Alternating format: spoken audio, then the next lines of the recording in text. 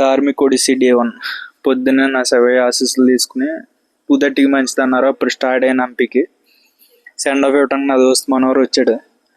And వెళ్ళేదారిలో యాదృచ్ఛికంగా నా partner Sandeep అతను వచ్చి ఆల్మోస్ట్ హైదరాబాద్ 6 months అయింది, ఎప్పుడు కలవలేదు. కానీ నేను ఓఆర్ఆర్ ఎక్కి దాటుతూ ఉంటే ఆయన నన్ను పసిగట్టి కనిపెట్టి నన్ను చేసుకుని వచ్చి కలిసాడు. వాళ్ళకి సెండ్ ఆఫ్ ఇచ్చేసి 100 kilometers బయటకు వచ్చేసేసరికి ఇలా పెద్ద ఆయన ఎదరోళ్ళు గుద్దేసి వెళ్ళిపోయారు. ఆయన బండి లేపి ఆయన అలా నడుచుకుంటూ వెళ్ళాడు. నా బండిని చూస్తూ ఉంటే ఊర్లోకి కుర్చీలు అమ్ముకోవడానికి వస్తారు కదా, అంత సంత ఉంది.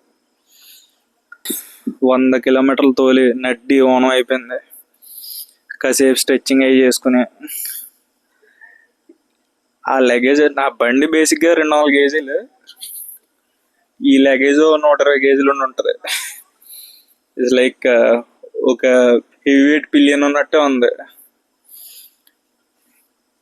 కొద్దిగా బ్యాక్ వర్కౌట్ అయ్యి చేసుకుని మళ్ళీ ట్రిప్ స్టార్ట్ అయిపోయాను. కానీ ఈ రోజున మాత్రం వరుణ్ దేవుడు నన్ను అసలు కరుణించలేదు.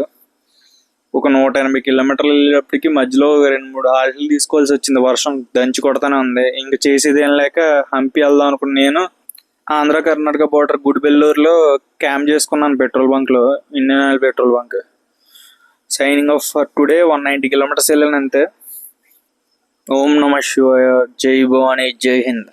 హస్తలు వేస్తాయి everyone. Meet you tomorrow. Have good day, good night.